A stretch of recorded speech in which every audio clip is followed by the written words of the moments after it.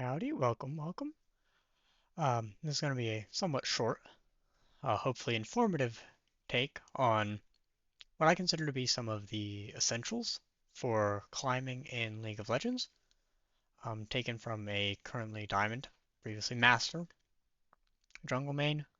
Um, Note that some of what I say is just opinion, but hopefully some of it at least has some value and you can use it to improve your rank. Um, One thing I want to start off with here is some helpful tools that you can use while climbing. So, first one that I want to look at here is something like op.gg.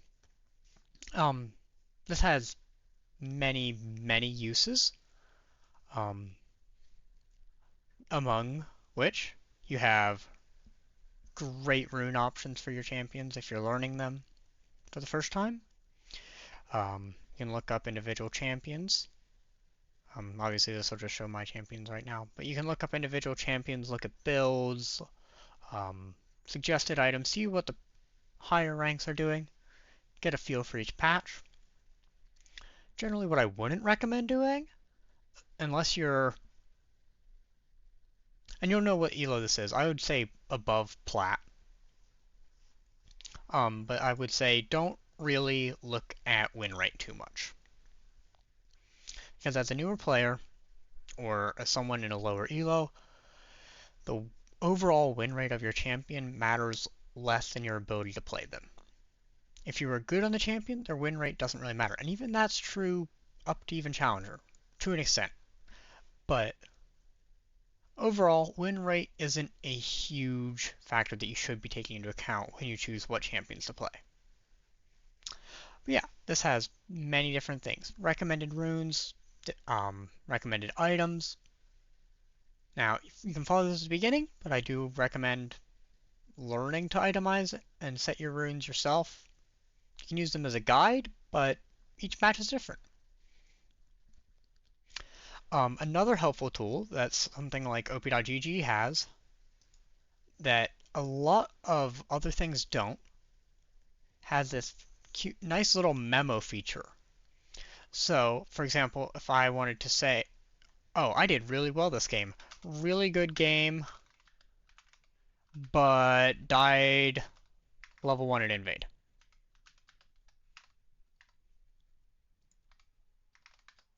I can write that down,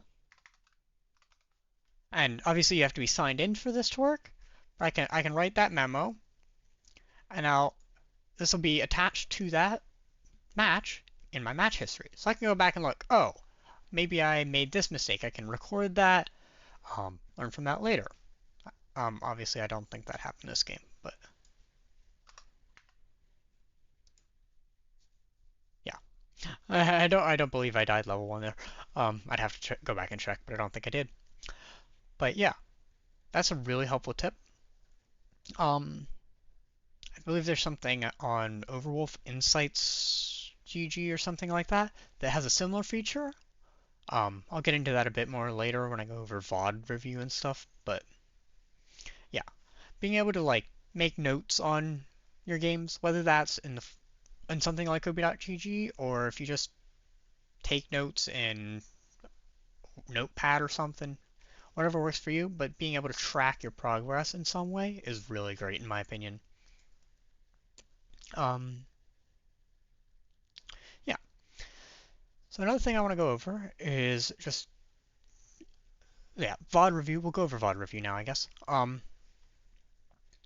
Something that really helped me climb, but I think is really not something you're going to find yourself doing a lot until you get to higher elo, is VOD review. And that's going back and looking over every single one of your games. Doesn't have to be every single one, but it does help to be every one. And looking back and saying, what did I do wrong? Where can I improve? And not necessarily, oh, I messed up here, but it was fixed, so it's fine. But like, I could have done this better. Learn that. Make a mental note, practice it. Or, as I was saying before, make a note in something like this and say, poor CSing, need to practice. Gives you something to look at. Now, I don't recommend VOD reviewing yourself as a newer or lower elo player. I'd say up through mid plat, even low diamond, just because you don't really know what you're supposed to be looking for. You might catch a few things here and there, but you might have the wrong opinion on them. Um, it's really coin flip on those. So what I'd recommend is, if possible, and you feel comfortable doing so, have a friend or a coach, if you have one, look through if they're a higher rank, and maybe they catch something, even if they're not a higher rank. Maybe they catch something that you missed that you can improve on. Or maybe they just have some helpful suggestion. But either way, going back and seeing what you did wrong in some games can be very helpful for learning and improving. Because if you don't know what you did wrong, you're just flipping a coin every game and waiting to see what happens. If it did well, oh, cool, we might try that again. We might not. You never know. So yeah, VOD review is pretty essential in my opinion, but not something to stress about too much. Um, Another major thing I'd recommend, and you can do this with literally just about any champion. Um, I think this will be safe for me. Yeah, should be fine. But if you go on YouTube and, well, it's being dumb, but and you look up, say you want to main a Lux, and you say, okay, Lux support to Diamond, or something like that. And I guarantee you will find tons of videos of everybody climbing through various ranks on your champion, and it really helps to show you, maybe this is what I could do differently in my rank. Or maybe this is how I could play the champion a little better. And one of the reasons I recommend doing something like this is because ideally, for ranked, you want to be maining just one or two champions. The smaller your champion pool, and the better you are at them, the more likely you are to climb. I have a tendency to play just about every champion under the sun, which can be a problem. Um, it's helpful when playing Viego though, but it can be a hindrance. If you're not a master of that champion, you don't know exactly how a situation is going to turn out at any given time.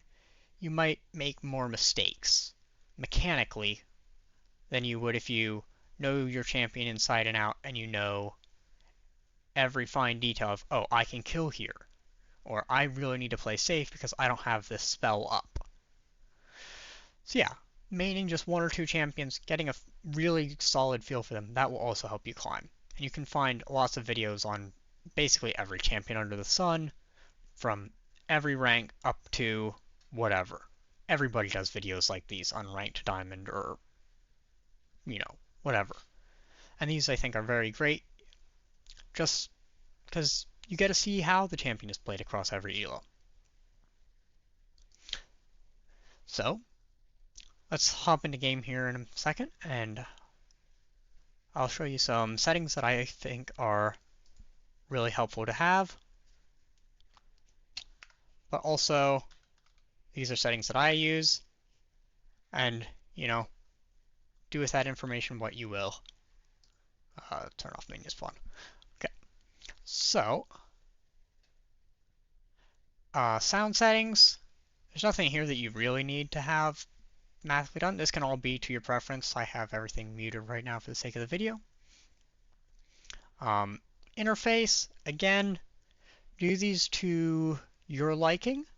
Just know that the bigger that you have things, for example, if I turn up the minimap scale, that's less that I can see on my main screen. That's less room I have to click around. I'm going to cancel that before I accidentally save that. It should be fine though. So yeah, the smaller you have everything, the more of your main screen that you can see. but the less of that you can see. So finding a good balance for you is good. I do think the minimap scale at 33 or whatever standard is perfectly fine and everybody should be able to work with that. It's just learning to like constantly be looking at your minimap. And I'll go over some things that help me like figure out how much I should be looking at different parts of my map in a bit. But yeah. So game settings, all of this can be configured to your liking. We'll figure that out. Stupid AFK warning. Um, I recommend disabling smooth camera. It's kind of janky. It does weird things. Fixed offset is my preferred.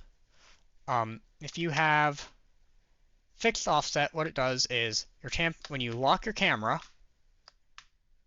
with, I believe it's Y is your default to lock, but I have my camera naturally unlocked, so I use spacebar to center.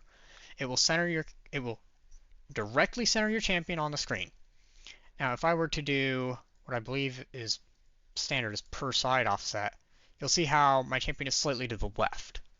That's because on blue side, you'll see a little bit more up towards the right or a little bit more to the left if you're on red side.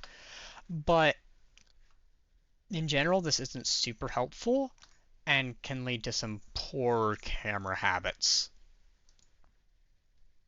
So generally, fixed offset, great way to go.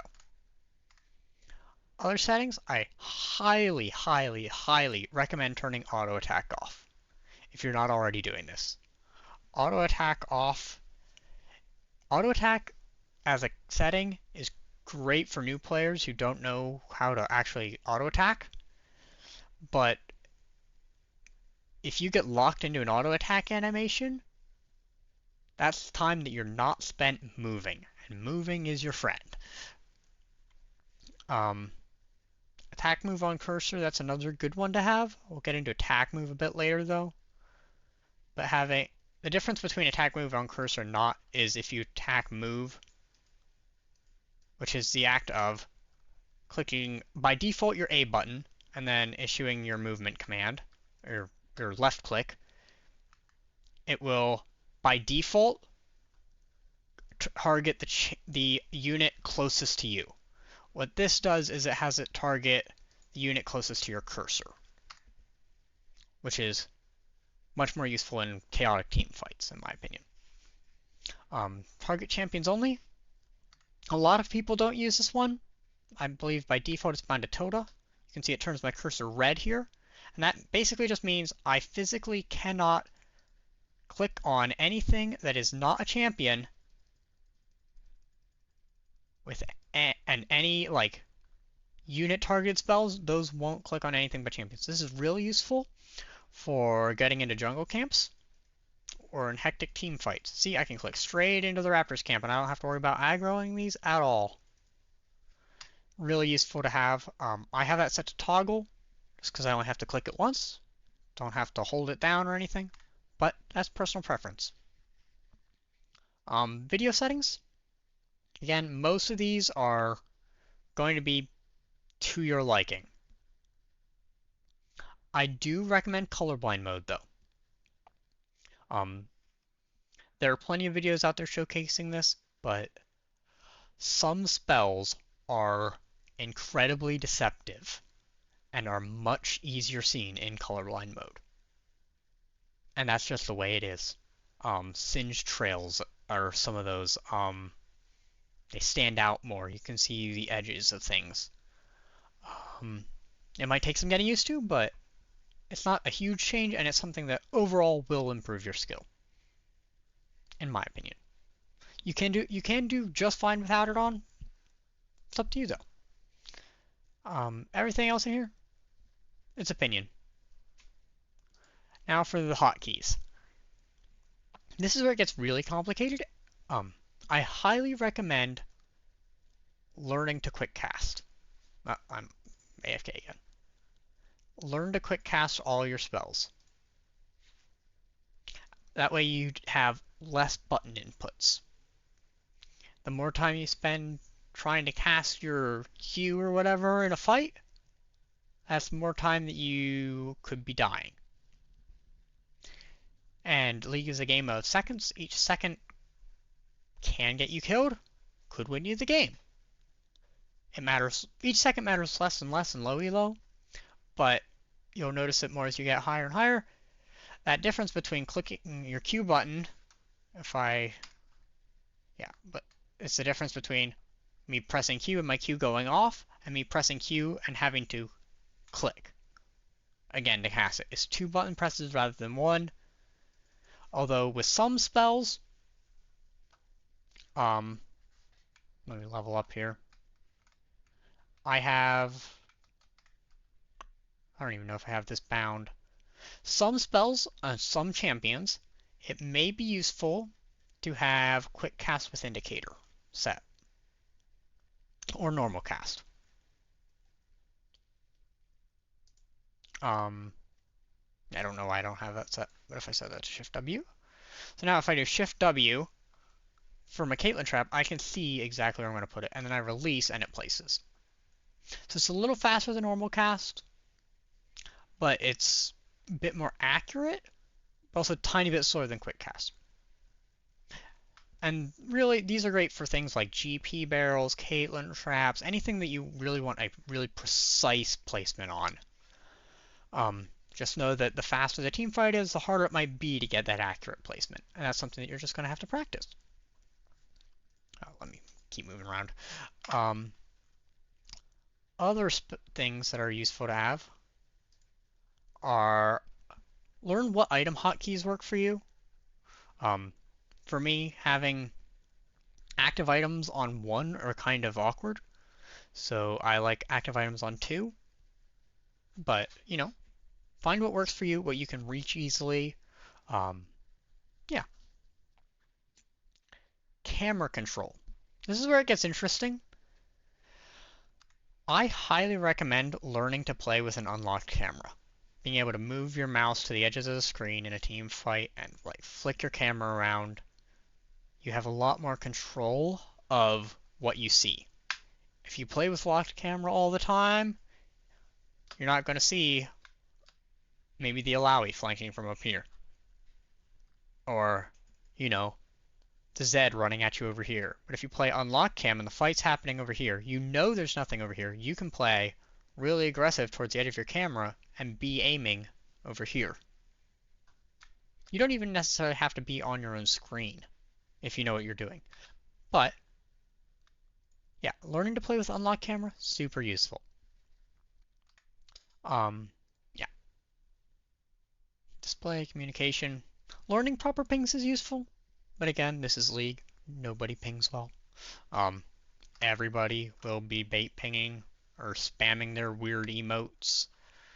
It happens. But learning accurate pings is also good to know. Let's get into attack moving. I mentioned this briefly before. By default, I should be able to do this safely. If not, I'm going to hate myself later. This is default settings. This is default League settings. Yeah, okay, cool.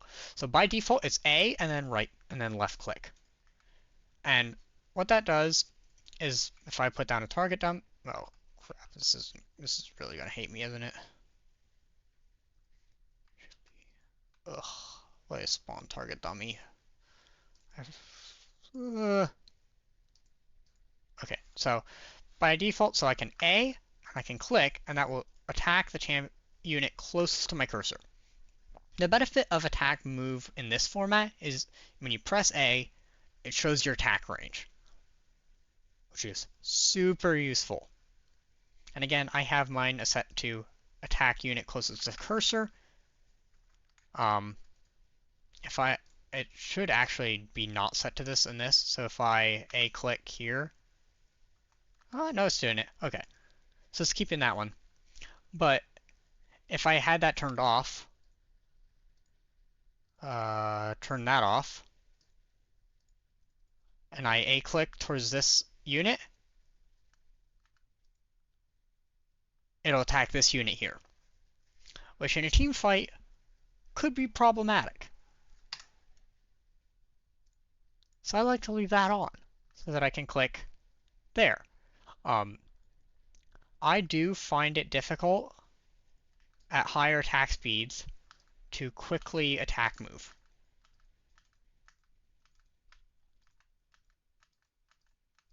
Um, so what I do is I have a feature, which I gotta remember where it is. I believe it's under hotkeys. Bind auto attack move to left click. You can also bind it to just a regular hotkey, like you can bind it to just A, but the difference is you won't get the circle. You can also get the circle by pressing your C by default, which brings up your stat settings, but you know. So I have it bound to my left click by default. So right click to move, and then my left click to attack move.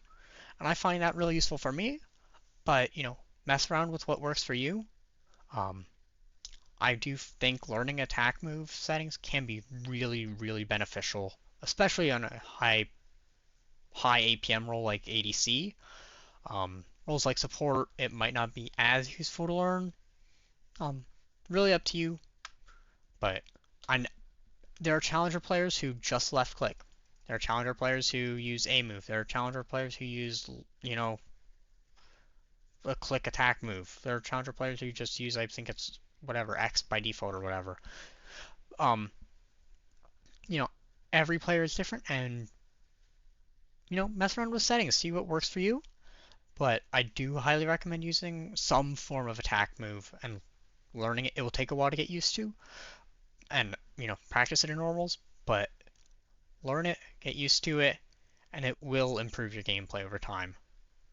Um, that should be everything for settings, I believe.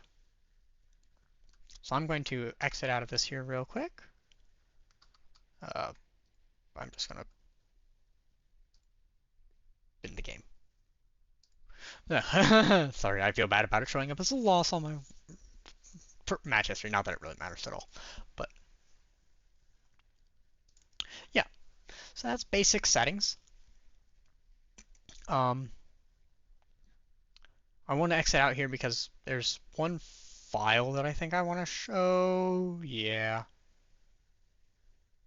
If you go, I'm not going to show it, but if you go to your League of Legends folder, because I'd basically be doxing my entire PC.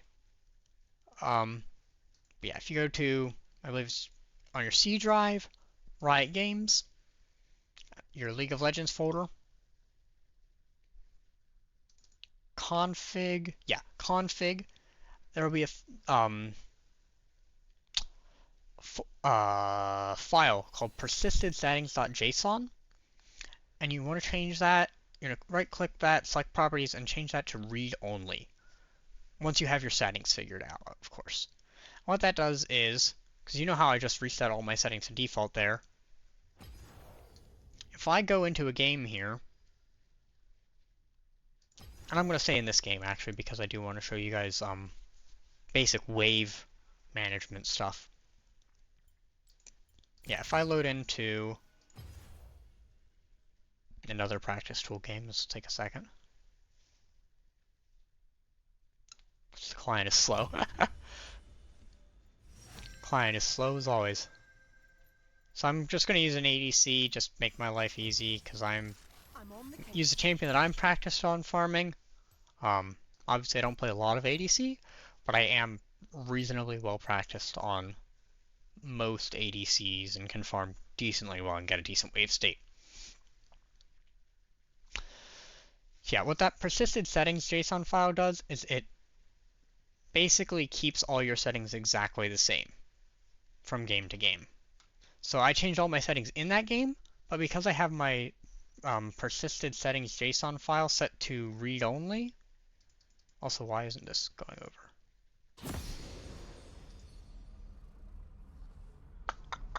Just a second, it's failing to capture my game. There we go. Okay, but because all my settings are back to the way they were, I can no longer lock cam, all my pings are correct, my attack move click, I can no longer mini-map move, all that. The mini-map movement thing is just something because of my auto attack move click. But, so I want to just go over briefly, wave management. Speed that up 30 seconds. Get the minions out here. Cool, the minions didn't even get messed up. Yeah, just go over the basics of wave states and what they can mean. In general, there are 3 different types of wave states: neutral, pushing, and frozen. By default, when you start a game, the wave will be neutral. This is going to be really funky because the caster showed up first because I sped the game up. But the minions are meeting directly in the middle with equal minion numbers. By default, these minions will kill each other out at the exact same pace and nothing will happen. Now, if I were to start last hitting, or auto-attacking these one by one, now, because my minions have a health advantage, this will slowly start pushing towards the enemy. And you can push fast, you can push slow. You know, generally, as long as you're getting the CS, a push is good. But, you know, that's one way of pushing. You can see the wave is starting to push that direction. My CS isn't perfect, but it's alright. Yeah, as I say that as I miss a CS, but you can see it's slowly pushing into the enemy tower. And this will continue doing that until it hits the enemy tower. Or the enemy champions start pushing it back into me and they get it past the midway point and, you know, they do all sorts of funky things. But in general, so I just crashed a big wave into the tower. What does this mean? This means that the enemy minion wave, because the tower is killing off all these minions, the enemy minion wave is now going to start pushing into me. It'll push slowly, but it'll push into me. So, during this time where I have a crashed wave and all these minions are going to push into me, I might miss 1 or 2 minions here and there of XP, but during this time, I could take a base, I could, if I was a support, I could roam. I could roam mid. I could look to get a kill here. I could put down vision. I could, you know, if I needed to, I could base. But, you know, look to help out around the map. As you can see, this is still pushing back into me. I've got plenty of time. I don't need to be in lane. Obviously, with an enemy laner pushing that, that'll go a little bit faster. But you've got time, when you crash a wave, to make moves around the map. So I miss, I believe, 1 melee minion of XP. And it's still not fully into me. But what I want to do here is I want to try to set up a freeze. And this is going to be really complicated because I have not been testing this wave at all. But what you can do, and this is a really tricky thing to do, especially in low elo, you are going to have supports and whatnot that will break this freeze. But generally speaking, if you get a 3 ranged minion advantage about here in the lane, and you just last hit, or you don't match the enemy hitting the minions, the wave will stay about here. And what this means is, I actually need to thin this because I had a cannon minion there. It gets all funky with those. But I can drag it back. I can, you know, fix it up a bit. But what this does is it means the enemy has to walk up to here to last hit. And they also can't crash this wave super easily. Now, if I were to call in a jungler, it's an easy gank because the enemy is pushed up. So this is really useful for getting easy farm. Because you've got relative safety. It's hard for you to be ganked. It's easy for the enemy to be ganked. The wave's not under your tower where you're trying to farm. Although I do recommend learning to farm under tower if you're playing a farming role. It's a useful skill. You can see my CS isn't perfect. I'm missing a lot. But, you know, learn to CS. Learn wave states. Freezing, generally, you only want to do if you're ahead. Because it denies the enemy XP and gold. But if they're too far ahead of you, they can dive you or call down a jungler. Generally what this means is the enemy will have to call in their jungler to break the freeze if they're behind. And that means, your team can get something done on the other side of the map. So now if I want to start pushing this, I can start, hitting the minions more frequently. Obviously still trying to get the CS, but I'm now pushing the wave. And the more waves that you can crash into the tower at once, the longer it'll take to push back into you. So you can see I crashed about 2 waves here, 1.5. That'll crash back into me at some point, but it won't crash back super fast. But I can take a base here, walk back to lane, and it'll be fine. So that's the basics of wave management. You have pushing, push one way or the other. You have neutral, that's where it's just meeting in the middle and all the minions are dying, happy minions, they all die. And then you have that freeze, which is great for when you're ahead and you're trying to zone your enemy off of minions or, call down for a gank or something and you don't want to be pushed up under tower with 3 waves of minions that you're going to die to because you're losing the trade to minions. Yeah. That's generally what I would consider to be the basics of wave management. Knowing when to do those can be a little tricky. You want to go for dragon, you want to push the wave in so that you have time and you're not missing a bunch of minions. Now ideally your jungler knows that. And they're not going to make a dragon call when you're pushed under tower with 3 waves of minions. But in slow elo, things happen. As for macro, there are a lot of macro guides out there.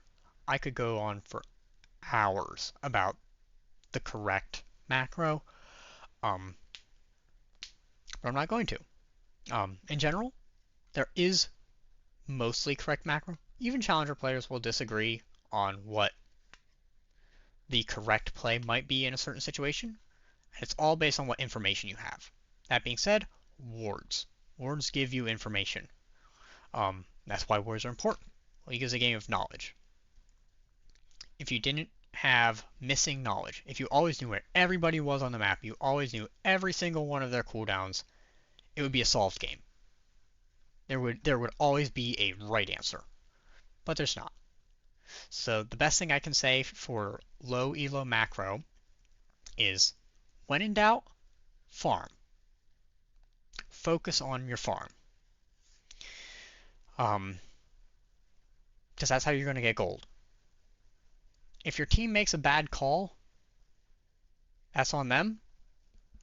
But at the same time, you should be there. Because a bad call, what might be a bad call in Masters Elo, low Elo, you're going to make a ton of mistakes. The enemy team might completely mess up. And by you not being there, you messed up. So, in general, go with your team. But, if you've got 3 waves crashing into your tower, and your jungler calls for dragon, ignore them. Farm the wave under tower, because that golden XP, that's guaranteed golden XP that you're getting. If you go to help with dragon, and a 4v4 breaks out there, what's the best opportunity for you? Say you're missing 3 waves of minions. Each minion is worth about 20 gold. That's, 18 minions, 20 gold, that's about 400 gold. You need a kill of gold. You need to guarantee at least 1 kill for that fight to be worth it for you. And you're still missing out on XP. So, in general, farm is good. Farm is guaranteed golden XP that you are getting. And fights, they're a lot more coin flippy. Although in low elo, play around your team, do what needs to be done, even if you think this might be a bad call. As I said before, look back on the game, VOD review it, say, this might not have been the right call at the time, but it worked out. In the future, maybe I ping my team off of it. I say in chat, hey, I can't do this right now. Back off. And maybe, that's one way of improving. Yeah. That will be all for this short macro guide. Turned it a bit longer than I expected, but might do more of these. We'll see. Yeah, hopefully this helps you climb and get out of whatever elo you're in. I'd be happy to hear on what your results are. So yeah, best of luck on your ranked climb.